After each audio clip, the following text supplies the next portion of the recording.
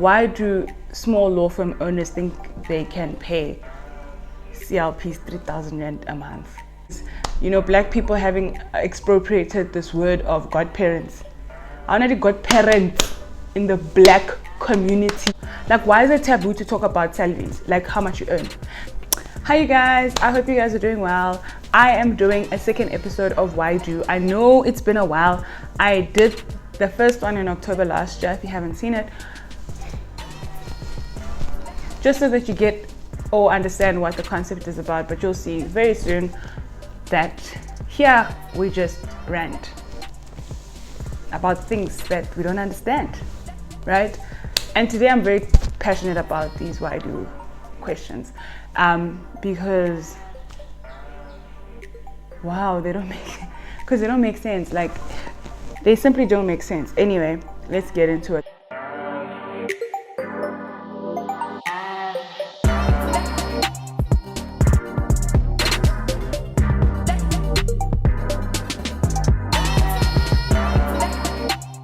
First one that I really want to talk about, the salary of a candid legal practitioner in a small law firm. Akiti, like, I don't know how we can regulate this, but I'm sure there's a way, because there is no way as a lawyer or as a candidate legal practitioner you are going to get paid 3,000, 4,000, 5,000 rand every month doing the amount of work that you do, being trained to be an attorney, and earn 5,000 rand. That can pay what? That can do what? It doesn't make sense. Like, just the pay gap between small law firms, big law firms, it's just ridiculous. It's like, I feel to hope. It doesn't inspire anyone to want to do law, quite honestly. And I mean, everyone studies law with the hope that they're going to get a good job. I'm talking about, let's limit this conversation to people who actually want to be attorneys and who'd go the traditional, I'm going to do my articles route, right? I don't understand why in 2022 there are still law firms that are paying candidate legal practitioners 3,000 rand. I mean, really, what can we say? The rest of us are just fortunate. I have so much to say about this topic, and I'll tell you why. It has such a spiraling effect on everything that happens thereafter. Number one, if you earn 3,000 rand as a candidate legal practitioner and you find yourself lucky and you move to another law firm that is willing to take you on, they'll obviously pay you more, but they're probably not going to pay you 10 times more than what you earn, which is what you should really have been getting in the first place, right? They're going to say, oh, well, this person was earning 3,000 rand, so 6,000 rand is a bump in the cheese. And you're going to be like, yeah, it is a bump in the cheese, and you're going to take it, right? That's the first problem, that you'll never really be at the same level or at market value if you start low. If you start at 3,000 rand, somebody wants to bump you up, they are not going to bump you up straight to 30,000 rand. They take it, you're happy with whatever increase that you get. Some firms will be like, I'm lucky to get this person, so I'm going to pay them double. Double is not something that you get a lot when you move from firm to firm. On average, most times, and this is like if they really want you and they're willing to pay for you, I've seen the trend is that they pay like 20% more than what you're currently earning. Unless, and this is with big firms, you're really not the market value, or you're really below what they pay the bottom of the food chain in the firm. So what they do, if it's a big firm, they put you on the level that everybody's on, right? You start on that same level. So you're fortunate, even if you were earning 3,000 rand as a candidate attorney and you get in as an attorney, and you would be happy with a 10,000 rand salary. If attorneys are earning 40,000 rand at that stage, you're going to get 40,000 rand. They won't look at the 3,000, because they do try to ensure that attorneys are getting market-related salaries. Market-related, also, what is market-related in this instance? Because it doesn't factor in small law firms who pay their CLPs 3,000 rand, and when their CLPs qualify, they pay their qualified attorneys 8,000 rand. So market value, I've seen, and this is what I believe, maybe I'm wrong, engage me on this one. Market value is grouped it's market value of big firms, and then there's no study on what's going on at the bottom or what's happening. And let me not call these firms bottoms. They're not bottoms. There's no study as to what's happening with small law firms or medium-sized firms. I feel like if we're going to get a holistic understanding of what is the average legal salary, you're going to have to factor both. But I also understand there is actually no middle. You're either earning nothing or you're earning enough. And that's what happens with law firms. But I don't understand. I feel that there should be a way to regulate how people, like the industry, like, you know, like how what they have with the minimum wage act, right? There should be something like that for the legal profession. I say the legal profession because I don't know what other challenges other people are experiencing in their profession, but there should be minimum wage for lawyers, like specific industries, because it should be that, quite honestly, like I'm just thinking about it now, minimum wage, what some CLPs earn could actually be below minimum wage. You're paying your CLP 3,000, that's below minimum wage, isn't it? I don't know, like this one really, like, I even want to go as far as saying if you're paying CLPs anything less than 8,000 rand, and 8,000 rand is still very little. If you're paying CLPs less than 8,000, then you shouldn't be able to even get CLPs because you're not in financial standing. Like that's really what I want to say, because you can't have directors who are raking in money every month, but now they drive BMWs, live in nice estates, and the CLPs don't even know how to get home because transport because 3,000 rand is not enough. Like it just doesn't make sense. The other issue in earning 3,000 rand as a CLP, first of all, people who accept jobs that 3,000 rand CLP are probably people who are desperate, right? You don't have multiple job offers where you can choose the highest bidder and go with that because it's going to make your life better, right? If you haven't watched the thing I did with Nelo said he was so desperate to find a job that he was even applying for sales job. He was applying for anything, even things that had nothing to do with law. What's the message here? Person has a qualification, but they want work. Like they want to work. So if you get a sales job that pays you 10,000 rand a month, 12,000 rand a month, right? Because you're just trying to live at that stage and you have a qualification that you can't put into use because you're not getting job offers. You're not getting the opportunity to do your articles, right? You go and you do sales. You earn your 10,000 rand, right? The 10,000 rand is not going to just sit in your account. It should. I say it should, but I don't know your life circumstances, right? As in, you saved as much money as you can, but I don't know your life circumstances. Maybe you need to travel to work. Maybe you need to get a room somewhere so that you're staying closer to work. The day somebody comes to you and offers you a job as a candidate attorney and they decide they're going to pay you 5,000 rand, now you must battle out.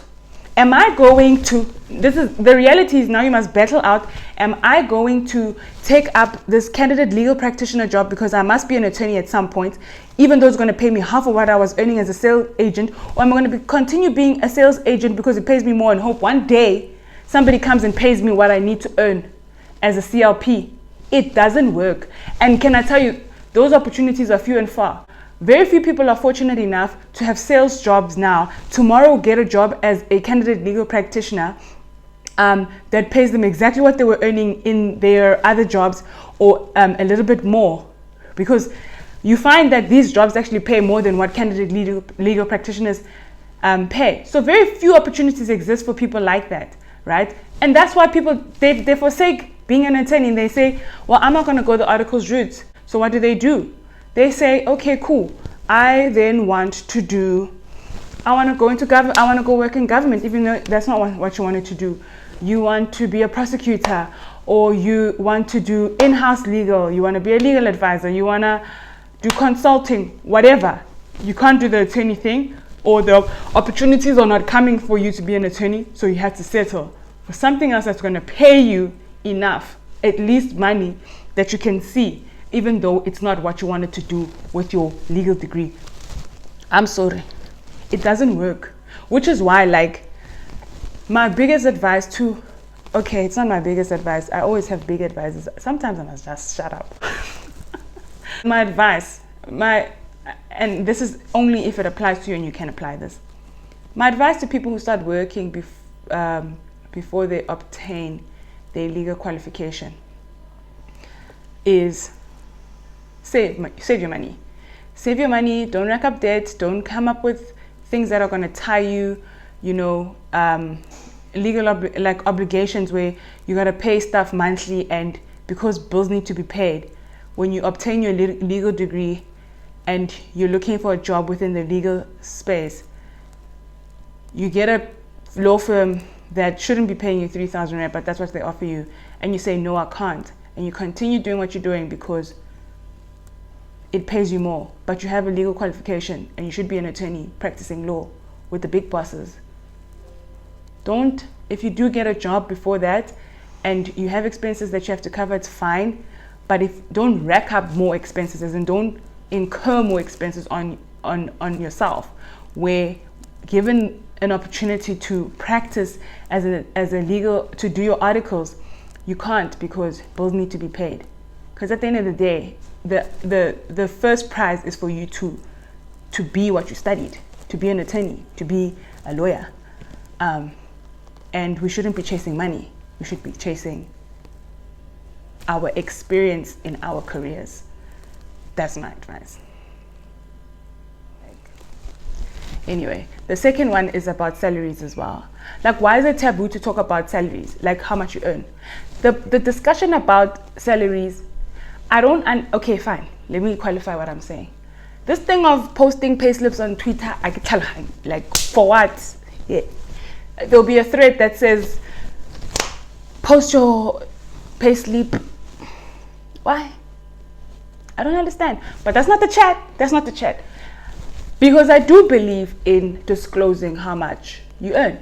Why? Because you might find out that you and your colleague are both first-year associates at a law firm.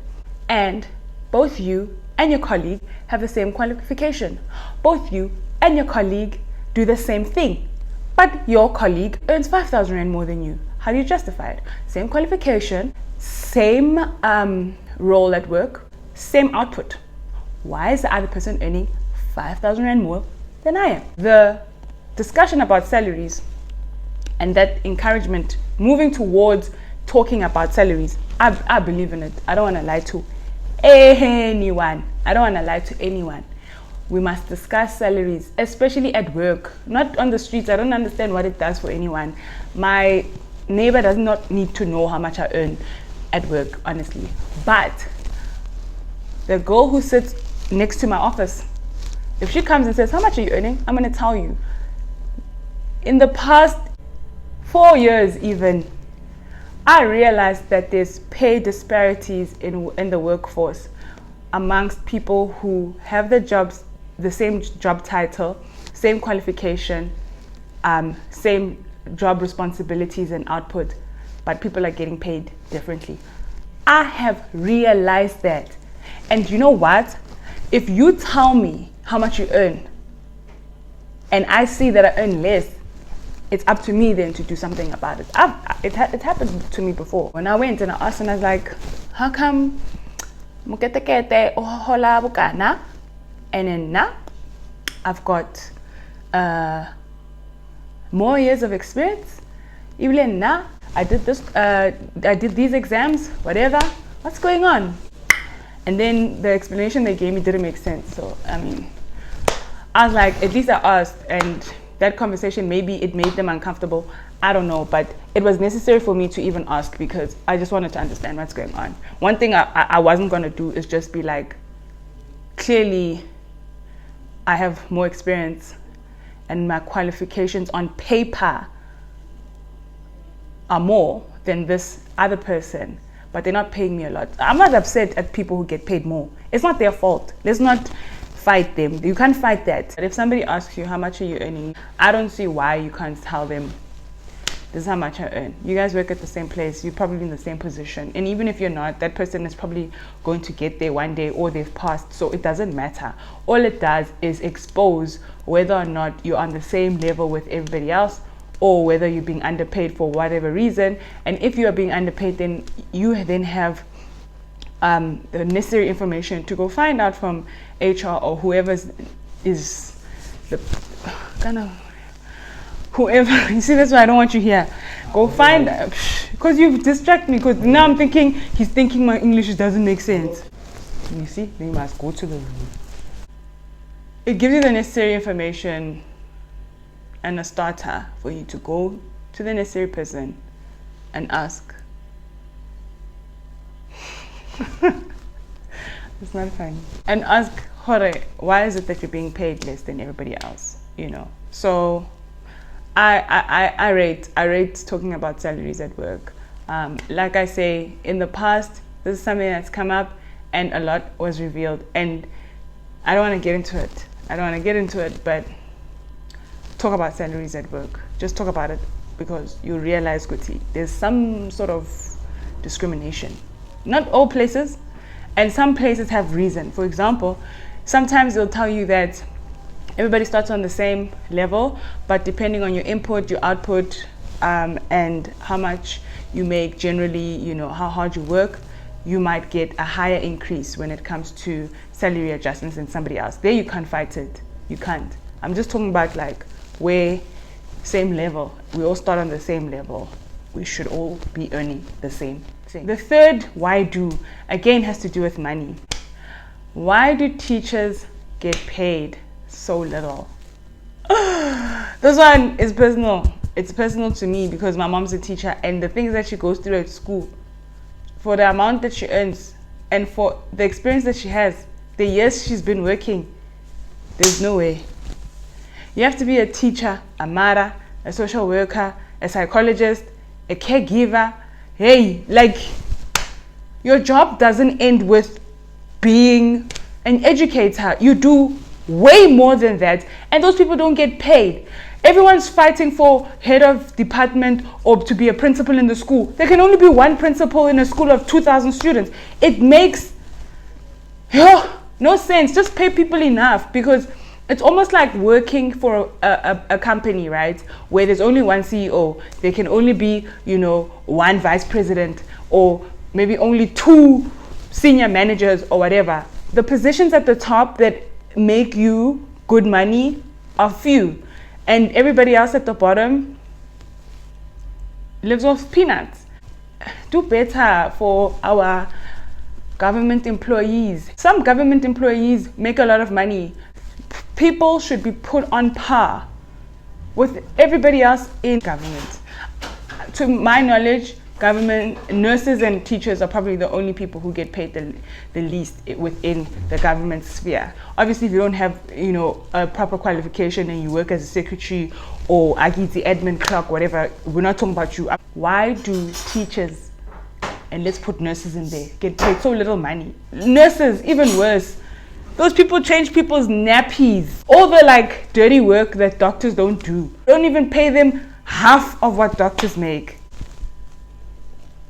Anyway, that's what I wanted to discuss today. Also, guys, why do you wear closed shoes without socks? I'll never understand. Motho apara diteki, apara dikoshu, maoto atas tito. Like,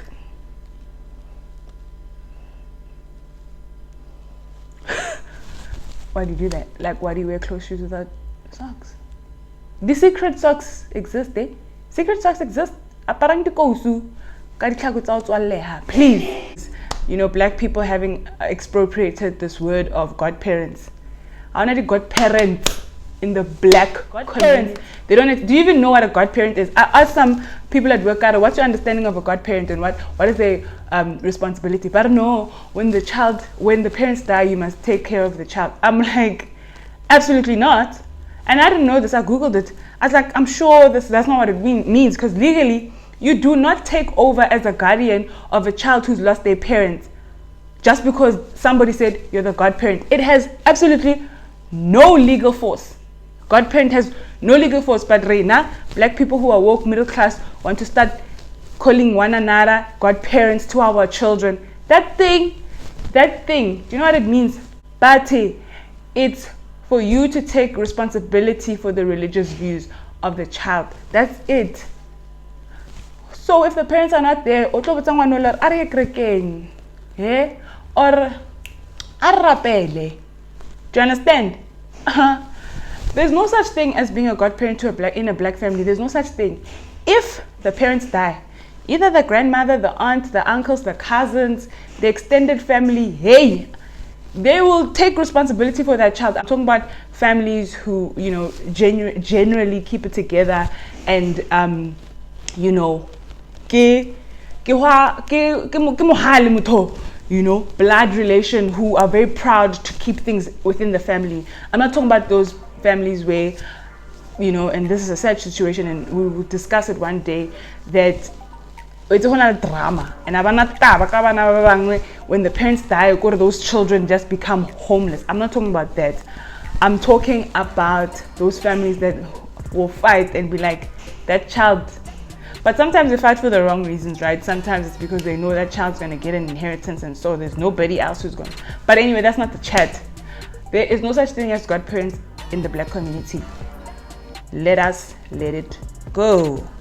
I'm done. It's a Friday afternoon, and I'm going to go to gym and spend my evening at the gym because I have the time, and also, quite honestly, I did not do much working out this week, so I gotta catch up. Work was a bit hectic. Guys, I'll see you in my next video. Let me try with the consistent one video for now per week until the momentum comes back, until even when I'm going through the most, I can still be like, I'm gonna stand in front of a camera. Hardly though, hardly. So I commit to one. Have a good week.